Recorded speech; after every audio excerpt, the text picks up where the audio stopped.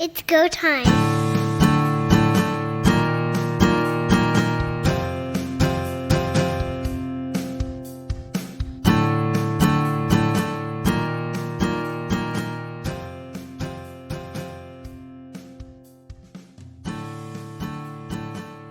Okay, Tire, Labor Day weekend is in the books, and there is a lot of news that came out of the weekend, so let's get to it.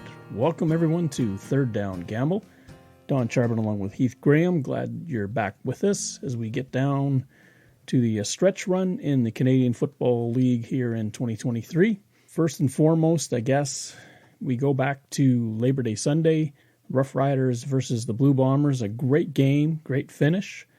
But one incident that comes out of it has got a lot of people talking. It sure does. And the incident we're talking about is Pete Robertson's late hit headbutt on Zach Collaros late in the fourth quarter. Lucky for Pete Robertson, it did not cost the Riders the win, but it very well could have. Pete Robertson on the play. This is a second down, has just finished. A pass has been incomplete into the end zone. Zach Collaros is turning to his right. He doesn't appear to be looking or saying anything. And Pete Robertson, in maybe just a moment of excitement or whatever the case may be, steps forward and gives a headbutt to the grill of his mask. Collaros immediately goes down. Micah Johnson, who's beside Robertson when this happens from the Roughriders, he's almost, you can read his language, like, what are you doing? Robertson steps away. And one other thing that we've got to get to in all of this before we talk about the sanctioning, Brady Oliveira, I thought, did a really smart thing. Chris Kolinkowski of the Winnipeg Blue Bombers is ready to go after Robertson. Brady Oliveira, recognizing the situation that they're going to get a first down because of the penalty, immediately steps in the way and holds back his offensive line as best he can to keep them from taking an unnecessary foul themselves in retaliation for what happened. Brilliant move by him, because then the only foul on the play is the 15-yard call against the Roughriders, which carries with it an automatic first down on a roughing. It's the same in the NFL. Winnipeg gets the ball back. Now they're half the distance because they're so close to the goal. Something that I'd love to see ended is that half the distance business. And then they do score on the consequent play.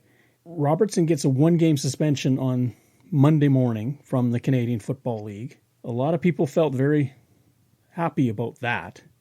A, it was swift. B, the league meted out what they felt was an appropriate response to what happened. Your thoughts? A couple things that I might get on a soapbox here a little bit with this one, as I've seen a lot of social media from Riders fans, from Bombers fans, going back and forth on this whole situation, even some media personalities getting involved. I've been to over 10 Labor Day games, more Banjo Bowls than that, even before Troy Westwood's comments named the Banjo Bowl, so going way back. Emotions run high in this Labor Day game for the players, the coaches, the fans, everybody involved. It's a very, very high energy. We saw emotional highs and lows for both teams in this game alone, let alone every year when this game happens. I've seen Bomber fans screaming for a harsher punishment for Pete Robertson than the one-game suspension. If you're one of those people, you need to stop. I think a one-game suspension for this is appropriate. Yes, he probably could have and should have been disqualified from that game itself. We're in the dying minutes of it, so realistically, losing his opportunity to play in this next game is a bigger hit to him and his team on a one-game penalty. I've also seen Rider fans trying to compare this hit to the one that Cam Lawson laid on Jake Dolegala in the first quarter of the game, in which he was flagged for roughing the passer. If you're one of these people saying that these are the same type of play, you need to stop. Lawson's hit on Dolegala was in-game action. Yes, it was a high hit. He caught him with his helmet. He was penalized the 15 yards. That's the appropriate penalty for that play. We see probably every team in the CFL has been flagged for roughing the passer this year on a similar hit to the one that Lawson laid out on Dolegala. That's a football play. What Pete Robertson did was, after the whistle, away from the action, and it was a malicious and probably the most selfish penalty that I have seen taken this year. I feel that both of the penalties meted out in these situations are appropriate to what they should have been.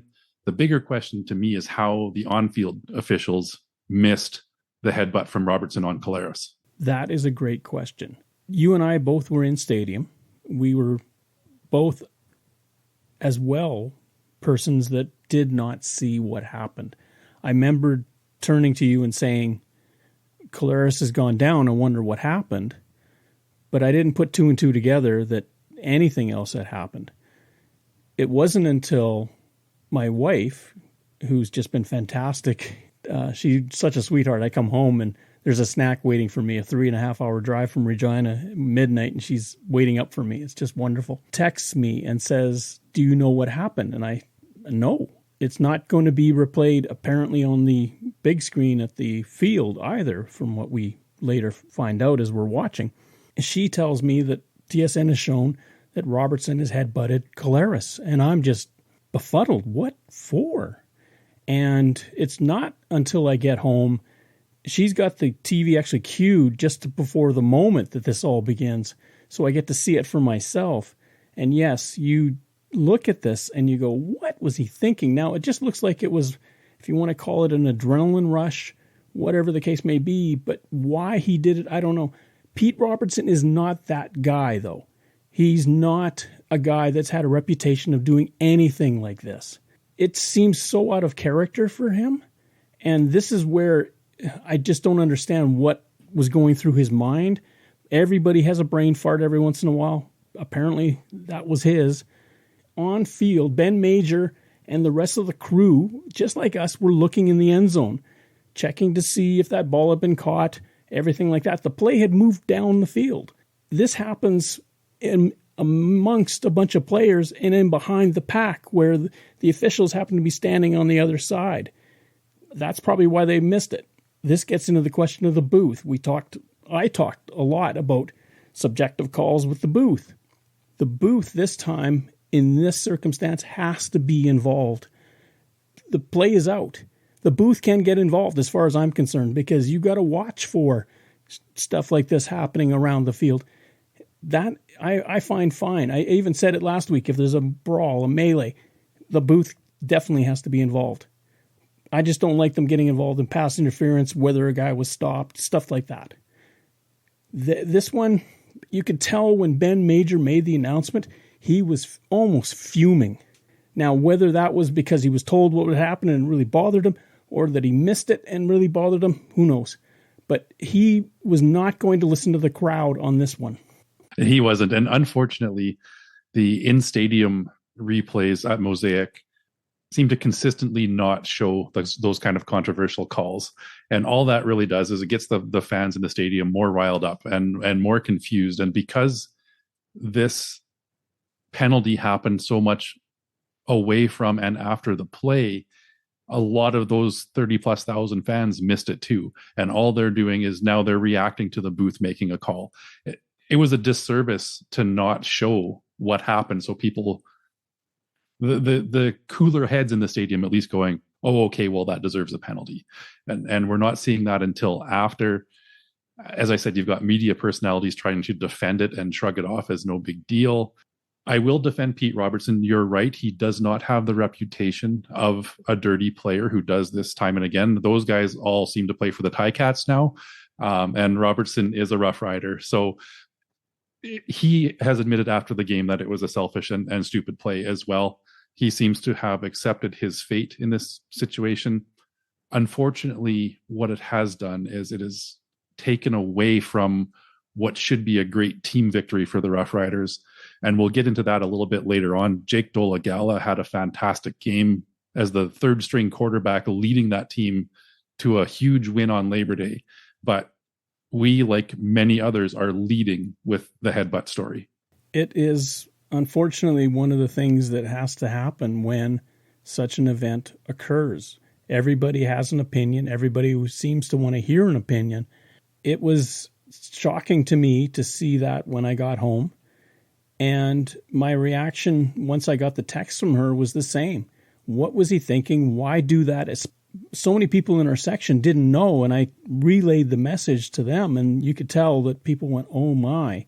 The stadium itself, I don't understand what their thinking is. They tend to show when the Roughriders are egreged, but they don't tend to show when the Roughriders do something to the opposition. In this circumstance, were they appropriate in not showing it, or were they not? That's another debate for another day. I was surprised myself that I couldn't see a replay, at least to give me some context as to what was going on. But they made their decision based on whatever criteria they have. I would agree with you. It would have helped for the cooler heads in the stadium. They would have seen what happened and went, oh, that's why. Yeah, I just think it was a bit of a misservice to not give everybody the opportunity to see for themselves. Had the Bombers come back and held on to win that game, this would be a huge talking point for the Riders as to what happens next with Robertson. I think the fact that the Riders managed to win this game alleviates a lot of that if he takes the 1-game suspension in stride and moves on from it. A loss would have changed that narrative quite a bit. And we saw Craig Dickinson after the game, his first reaction was immediately to defend Pete Robertson and then say, well, I didn't actually see what happened.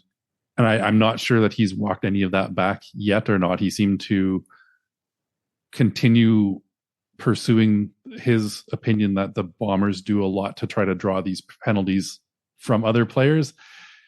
It didn't look like Zach Collaros had done anything to warrant that. Craig Dickinson struggles with these moments at the best of times. When we think back to last year and Garrett Marino and what he did to Jeremiah Mazzoli on that same field, Dickinson struggled mightily trying to figure his way through that. So the fact that he defended, if you want to call it that, Robertson doesn't really surprise me. At times you have to be bigger than the situation and you have to get the facts straight and you have to come out in front and say, hey, that's not what we're about. For whatever reason, Dickinson tends to shy away from that. That's his prerogative, I guess. I wonder what Jason Shivers thinks of all of this. That's one of his defensive crew that's out there doing this, and this is now 2 years in a row where we've seen one of the front four do something egregious. It does take away from the game. It certainly will be a discussion point, but I think it's in parallel with what happened in the game as well. It's not necessarily one trumps the other. It's each has their own merit in terms of a talking point. Absolutely. And just to get back to Coach Dickinson briefly, there's a way to stand behind your player and support them without blindly defending before you even know the full situation. And even afterwards, I think it's an opportunity for Craig Dickinson as the coach to say, yes, Pete Robertson made a terrible error in judgment. We support him and we know that he'll grow from this and be a better player for it, as opposed to just immediately saying, oh, it wasn't that bad. The fact that he tried to lessen the situation by saying it's not that bad of a penalty, or that the Bombers did something to draw it, just doesn't show that strong leadership that I would expect to see from a head coach. It's a closing ranks mentality that we see far too often in sport. And as I say, sometimes you've got to get bigger than the story and actually stand up for something that you believe is right, as opposed to you believe is necessary. The other thing that came out of this, and this has not been talked about so much, Collaros drops to the ground when he gets hit. Spotter says, you've got to go off for 3 plays. TSN catches that Collaros is fuming on the sideline, wants to get back into the game, but he has to sit out 3 plays. In the post-game, Collaros fires one at the CFL saying they don't do enough to protect quarterbacks. Well, I don't know how you can play this, because the CFL can't predict what Robertson's going to do, but they can help you if you've been hit. And that's what they tried to do in that situation. I absolutely see your point on this one. I think more what he was getting to was A, the fact that it wasn't flagged on the field. B, 2 weeks ago, he got hit late in the game against the Edmonton Elks, which knocked him out of that game and the next one. So he's got some points there in where he feels there should have been more penalty at the time of the incidents than there has been. This isn't the first time that Zach Collaros has been pulled out for player safety measures. We saw that last season as well, where he took a hard shot. Both of them were at very crucial times in the game. And the fact that the booth is making those calls shows to that side of things that they are committed to player safety. They're looking at it going, it doesn't matter if there's 1 minute left in the game or an entire half. If we see something that we feel needs to be addressed for concussion protocol, player safety, whatever the case is, and we're pulling you off the field, that's what we're going to do. So from that perspective, it was a good call by the CFL. There is some speculation that Collaros maybe embellished the hit a little bit. And I can't speak to that. It's just some of the things that I have heard from other people as well. And so maybe he's a little bit mad at himself that his embellishment caused him to get pulled from the game. The CFL has passed the suspension, and it was very important, I felt, that the league suspend Robertson. Now that the league, somebody external to both teams, has stepped in and said this is not acceptable, he does get a paycheck cut for that. It will be, I think, still a very intense feel at IG Field, but it won't be as intense, given that Robertson isn't out there. And the best thing that the league did was that they acted quickly. We often see suspensions, fines, extra punishments issued by the league on about a Wednesday. The fact that they, even on a holiday Monday, made that announcement less than 24 hours after the game shows their appreciation for the entirety of the situation as well. They didn't let it fester and boil for an extra few days leading up to the rematch game this coming Saturday. They got in front of it immediately, even before the other two games of the weekend were played, and said, this is the penalty that we are administering in this situation. Now, I do agree with Collaros, and it's something that we talked about in the NFL rule in terms of tackling a quarterback. And one of the things that we pointed out was the pancaking side of it. And that's what was the call earlier in the game. And I think the CFL has to do more for that. That's, I think, what happened so much in that Edmonton game where Collaros is almost to the ground and he still gets hit. Why? Maybe, just maybe, we have to look to U-Sport. In U-Sport, if you have the football and you go to ground, you drop a knee, an elbow, or whatever that contacts the ground while you have possession. That's it. You cannot advance the ball any further. Maybe the pro game needs to look at that, because that would eliminate some of this extra cheap shotting that goes on as a guy is laying on the ground. I agree with you. I think the only situations where we really see that in the CFL is if a team is conceding a rouge on a kick, or in the dying seconds or dying minutes of a game where a team is trying to stop the clock, they can voluntarily give themselves up and it will be whistled down. But more often than not, a diving player, a player that trips over their own feet and hits the ground, is very vulnerable to that extra shot. And a lot of defensive players are getting a lot better at just doing the touch. We saw Micah Awe later on the weekend having an opportunity with a down player, and he just kind of jumped over him and touched him on his way by. How many times over the years have we seen a guy take that shot and dive in there and lay one on him? You can't legislate stupidity out of something, but you can penalize it.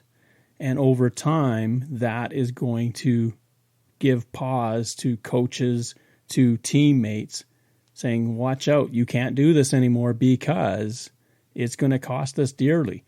And that's the way you get sanctions working in your behalf if you're the league, to make sure that less of this happens. You'll never be able to stamp it out, but at least you can weed out as much as you can.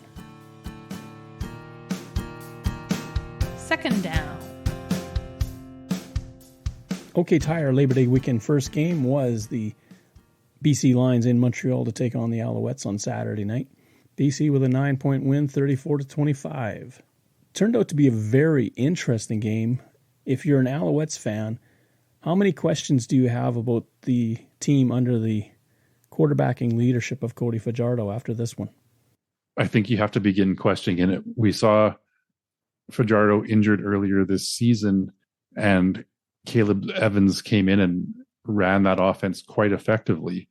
Now, looking at the stat line for Fajardo, he did have over 300 yards passing, 22 for 35 for 308 yards, 2 touchdowns, 1 interception, 63% completion rate, but again, not moving the ball effectively and not scoring the points that they need. An improvement over the last couple of games we've seen from Fajardo when he failed to lead the team to touchdowns at all, but we're not seeing enough, in my opinion, to warrant him being the number one guy for the rest of the season. They may need to start looking at giving Caleb Evans a shot here or there to see what he can do. 308 yards is stellar, but when you have the game on the line and you throw 2 ill-advised passes, one to each corner of the end zone on successive drives, and have double coverage in each case and get intercepted in both cases, the first one coming after a fake punt that was taken down the field to set them up, he immediately throws an interception in the end zone. Jason Moss had a long conversation with him, and it was animated after that. And yet, in the final minute, he does the same thing. He puts another ball into the other corner, and TJ Lee does a fantastic job of catching the ball. Amazing reaction to it, but it doesn't matter. It's another interception, and the drive is snuffed. I have to correct myself. I said he had 2 touchdowns, 1 interception. I got that backwards. Thank you, Don. He had 2 interceptions, 1 touchdown. They are backwards on the stat page that we look at. Generally, you see touchdowns first and then interceptions. My bad for not reading clearly and remembering clearly, but the inability to turn those opportunities into touchdowns and instead leading to interceptions cost the Montreal Alouettes this game.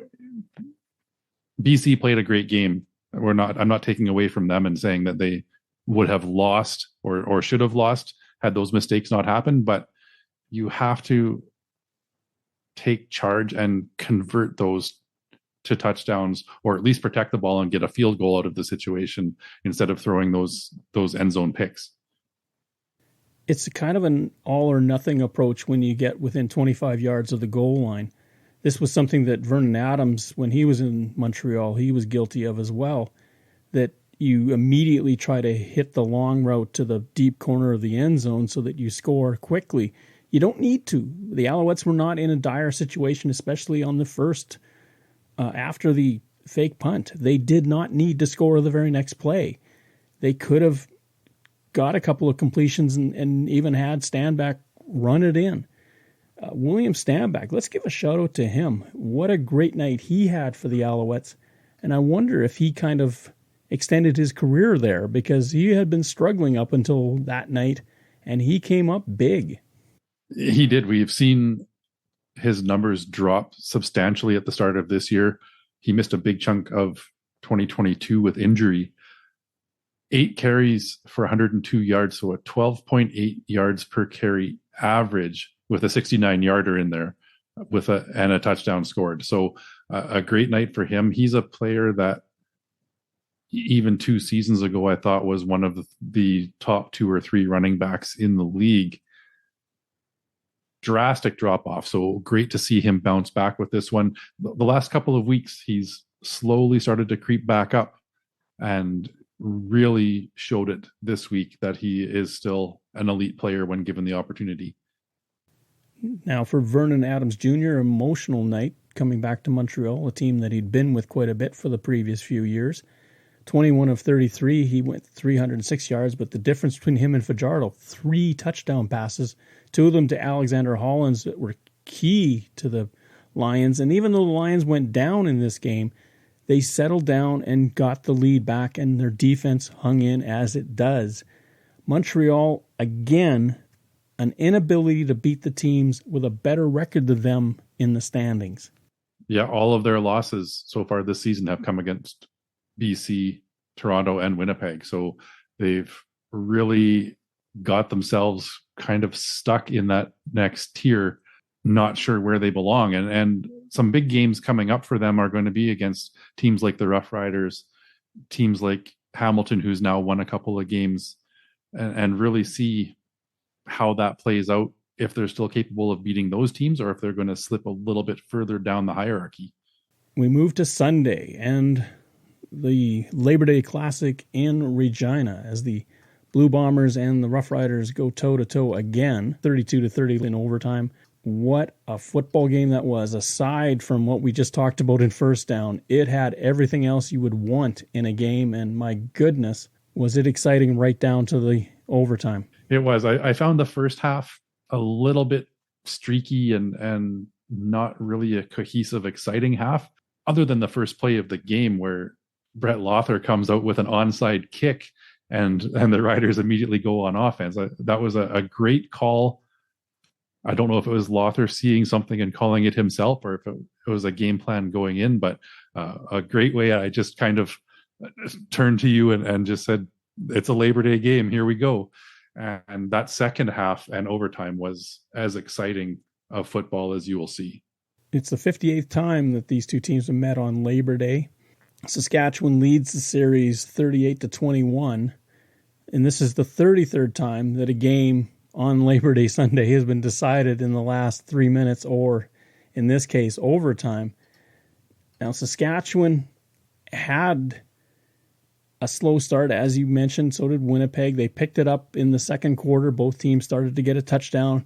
Third quarter was a little bit quiet, and then the fourth quarter, they just went back and forth. And it takes a last-minute field goal for the Roughriders to tie the game. One question I have for you, twice in this football game, Winnipeg gives up single points. One where they had a no-yards penalty. They could have taken the penalty. They would have not had the ball at the 40. I think they would have had it at the 25, but not given up the point. Instead, they do a second chance. They give up the single again. That puts the Riders into a situation where a field goal ties in the final minute. Interesting calls. I have heard it was the 30-yard line. I've heard it was the 25-yard line. I'm not 100% sure where they would have started had they taken the no yards penalty and not given up the single. At the time of the game when that one occurred,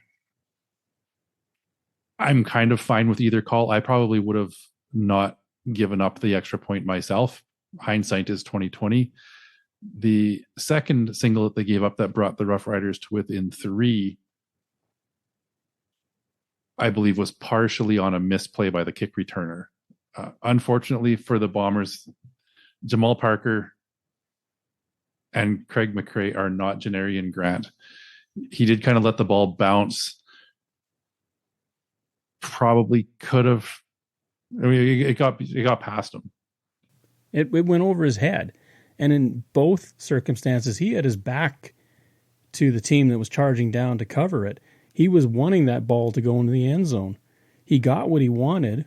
I just don't understand. Was that a coach instruction, or was that you go back to your U.S. days where you get the touchback if you let the ball go in the end zone? Well, this is what I'm saying is it's glaringly obvious that Janarian Grant is missed on that kick return team. That one was the key. We've seen the Bombers win by other teams making critical errors on conceding single points. This one is a situation where they maybe let one get away by conceding the single.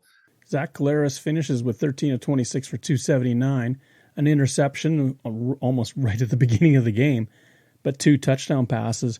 One of the comments that I heard about Collaros' play is that he only completed 5 passes midway through the third quarter. He did. I think it was 4 completions at halftime, 1 completion in the first half of the third quarter, and then started to do Zach Collaros things and move the ball, throw some touchdowns.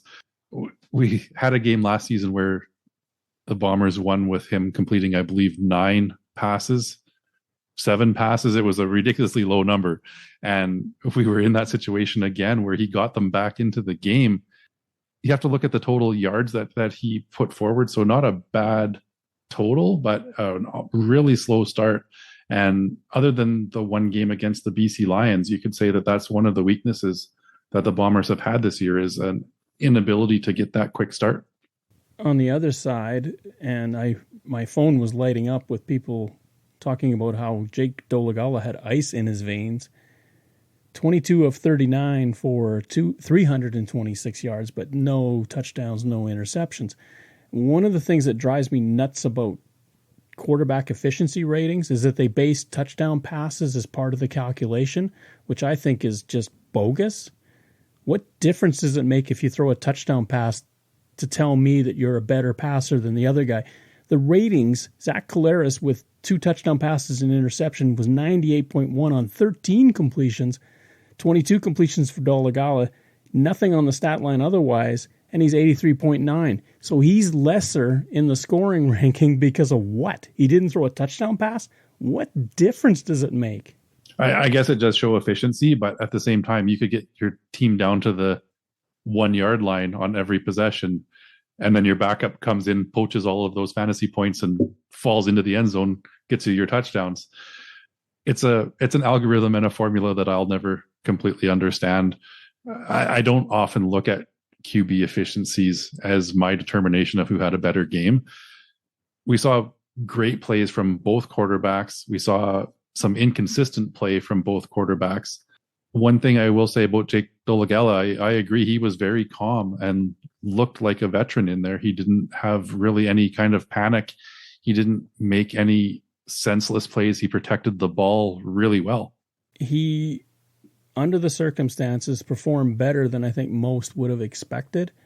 It's a different environment for our American friends. Labor Day is massive in Canada in terms of its intensity, the crowd excitement. For anybody coming into that for the first time, that's a lot to ask of them to make sure that you stay within yourself.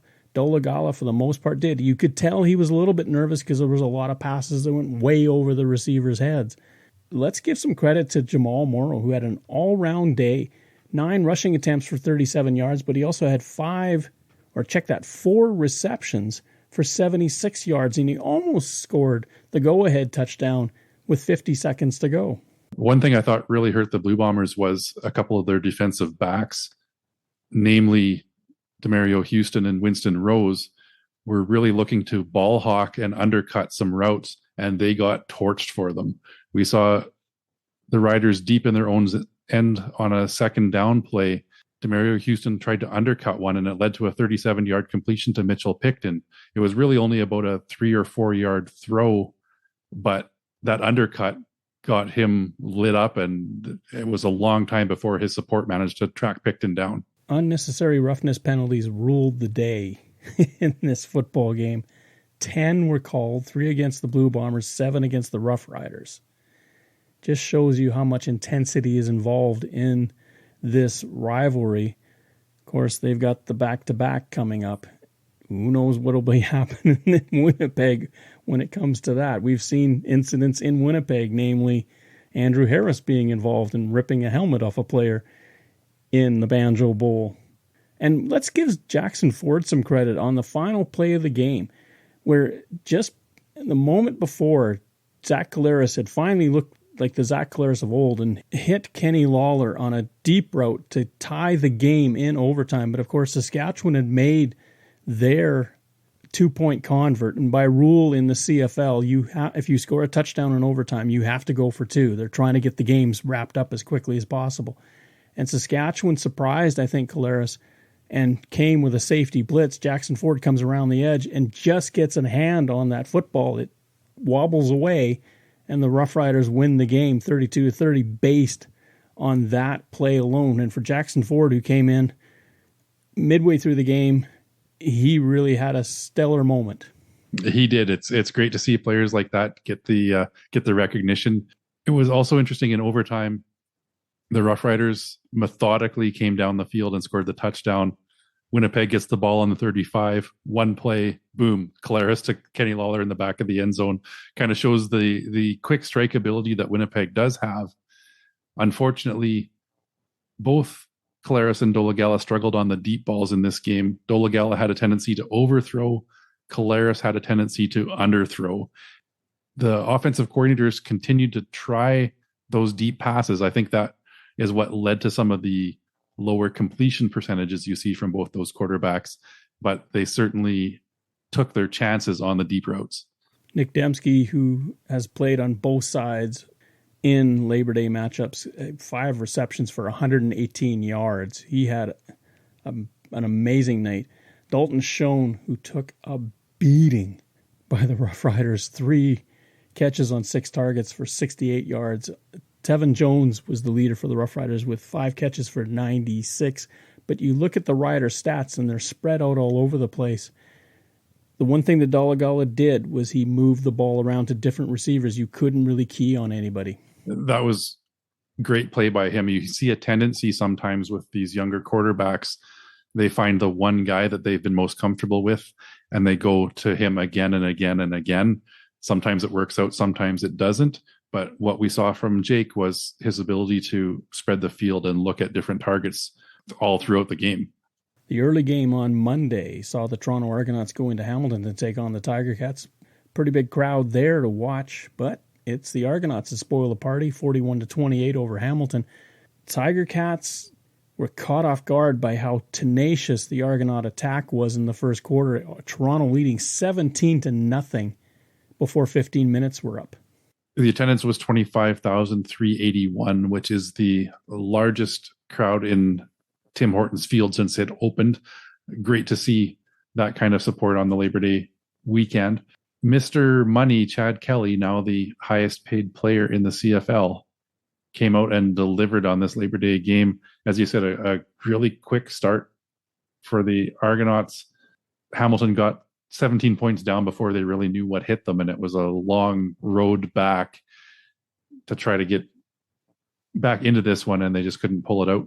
Toronto had a great game throughout and really dominated this one. Kelly with pedestrian numbers for him, 15-23 for 201 yards, 2 interceptions, 2 touchdown passes.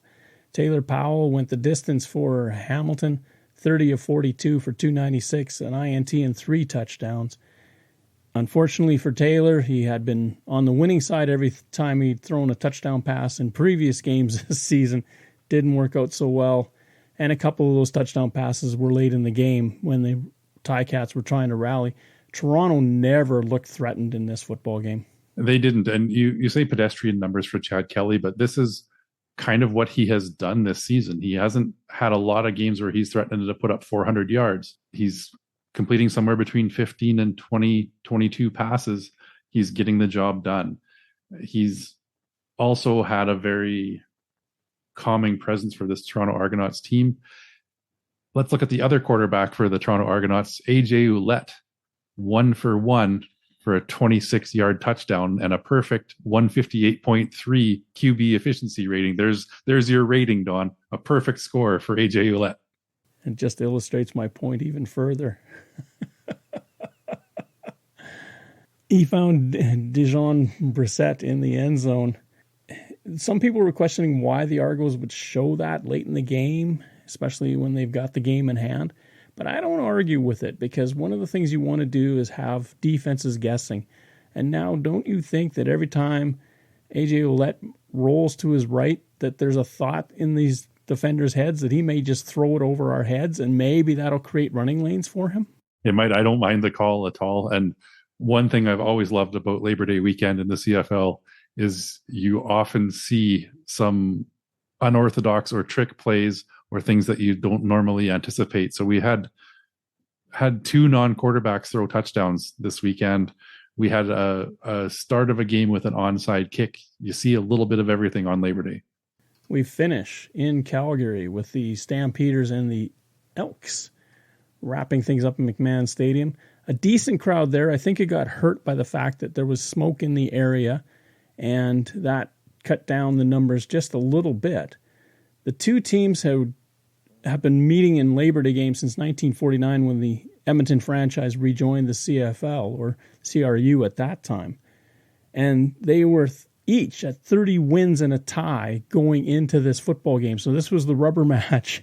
And the Stampeders, with a furious rally in the fourth quarter, come away winners. 35-31 when Calgary scores a touchdown in the final minute of the game. 22 points in the fourth quarter to pull this one out. Edmonton looked like they had this game in hand. They led 18-10 at the half, put up another 10 points to 3 in the third quarter. Jake Maier, this was probably one of his best performances. He really led that Calgary Stampeders attack to get them back into this game, pull out the win. On the other side, I'm tuning in every week that Trey Ford is a starting quarterback in the CFL because he puts on a show, not only with his arm, but with his legs. He turned a potential 20-yard loss into about a 30-yard gain. I think he ran for over 80 yards total on that play. Just a dynamic individual. Looks like he's having a lot of fun out there, and I think the future is bright for Trey Ford and the Edmonton Elks. 3 touchdowns for the Calgary Stampeders to close the gap and then eventually get the lead.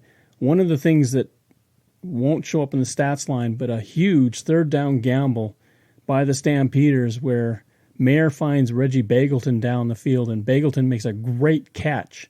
And not only do they get the first down, but they move onto the other side of midfield. Reggie Bagleton and Mark and Michelle really led the way for those receivers for the Stampeders. Michelle was a perfect, targeted 4 times, 4 catches for 95 yards. It was a real all-around offensive showing for the Stampeders. Whereas if you look on the other side, Trey Ford was such a huge part of the offense of that team. 14 for 23 for 137 yards and a touchdown passing, and 11 carries for 135 yards rushing. Not a lot of opportunity for the other running backs when you've got your quarterback putting up those kinds of numbers. And Kyron Moore, of course, with a perfect 158.3 passing stat as he went 1 for 1 on a 19-yard touchdown pass to Stephen Dunbar. Again, ugh. That stat has got to be fixed. He's trailing AJ Ouellette by 7 yards in the passing yards so far this season, though. Now for Jake Maier, 27 to 34, 315. He threw an INT, no touchdown passes. What I felt about the Stampeders in this football game, and especially for Jake Maier, was that Pat Delmonico finally seems to be getting it, that they've got to be allowed to take some chances and throw the ball deep. And to come back against the Elks, Edmonton had them. It looked like they were in control of that football game, and Calgary found a way to work their way down the field and get the scores. And Chris Jones, after the game, just looked lost as to what had happened out there. He conceded he's got a young team in Edmonton, but he felt that this was theirs, and it really bothered him. It got away. For Dave Dickinson, he was ecstatic. There was fight in his team.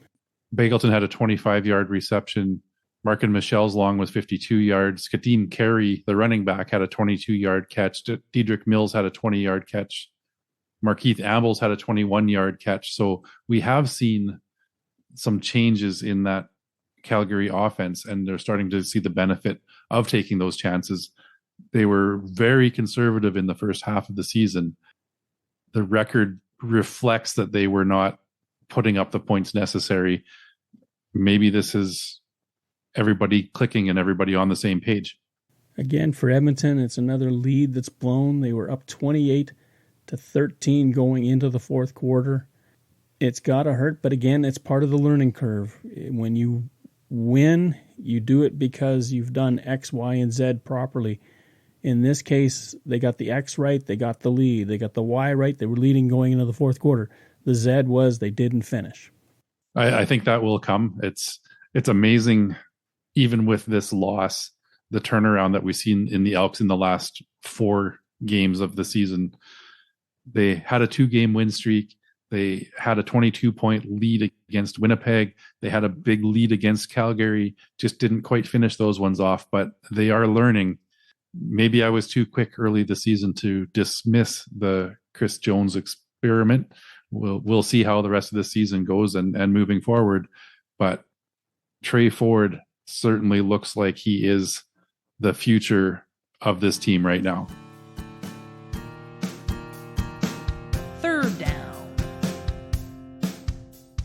And as we return with the back-to-back games in a couple of cities in this weekend's action, it's going to be fascinating as playoff races heat up and teams that are on the outside want to be on the inside. And we've got 2 matchups that are going to speak to that.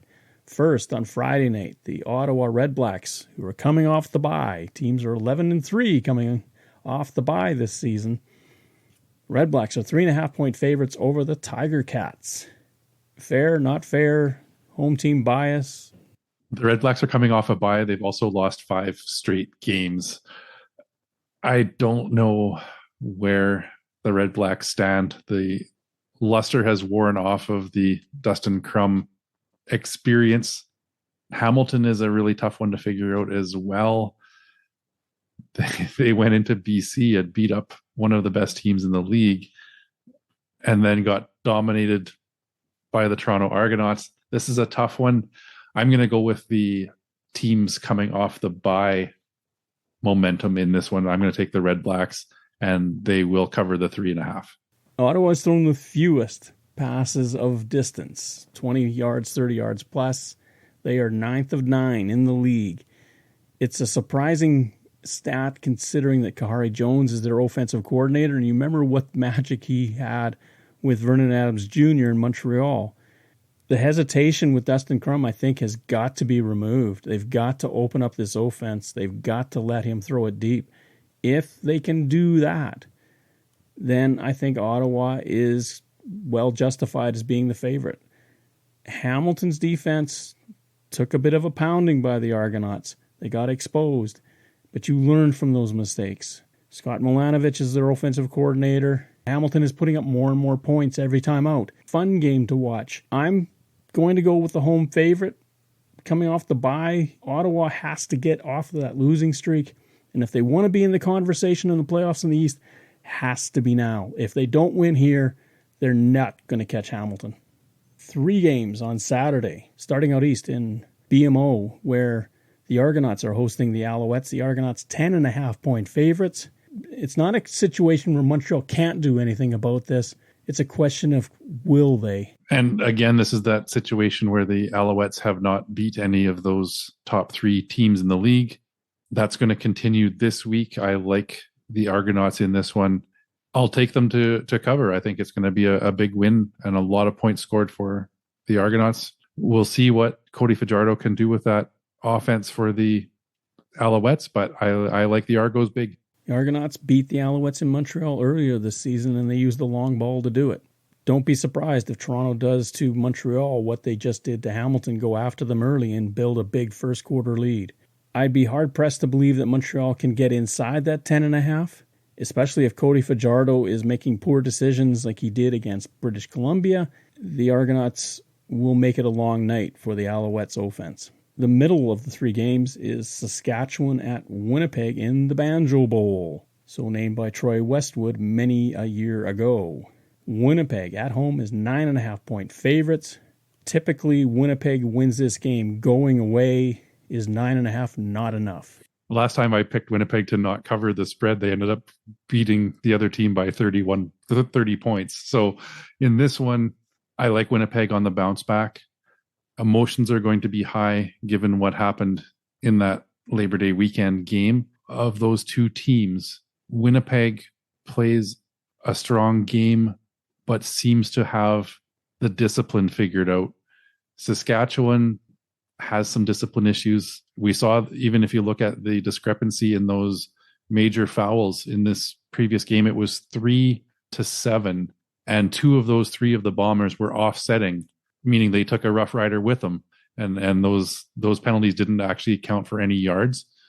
I like the discipline factor that Mike O'Shea preaches and instills in that Blue Bombers team. I believe penalties are going to be an issue in this one, probably more so against the Riders. That's one of the reasons that's going to help Winnipeg win that field position battle that they struggled with last week.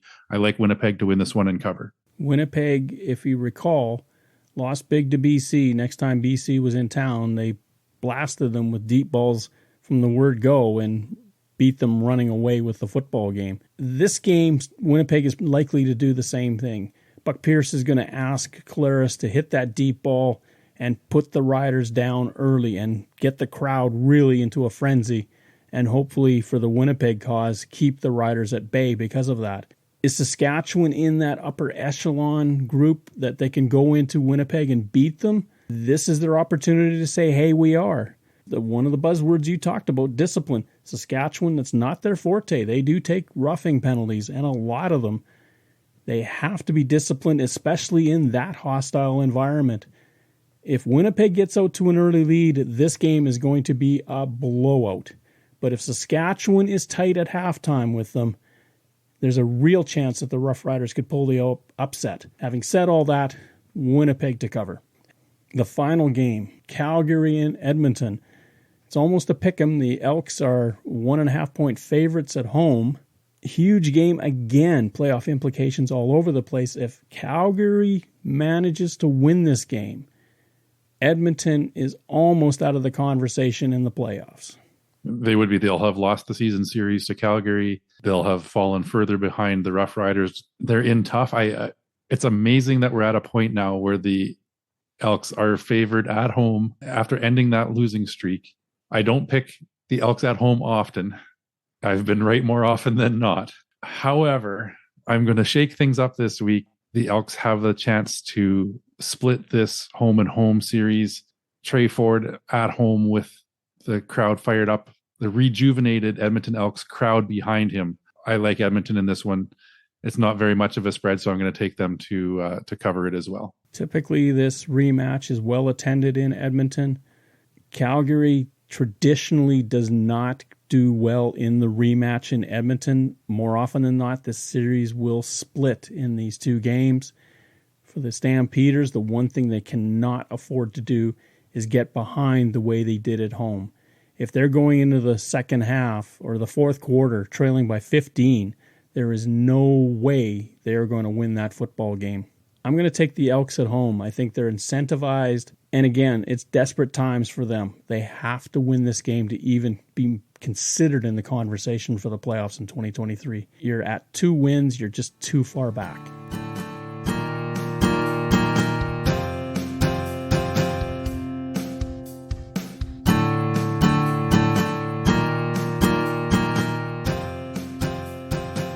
Thank you for listening to our show. Third Down Gamble is hosted on Podbean and can be found on Apple Podcasts, Google Podcasts, and Spotify. Follow us on Twitter at Third Down Gamble. Join us again at the Third Down Gamble podcast. Audio worth watching.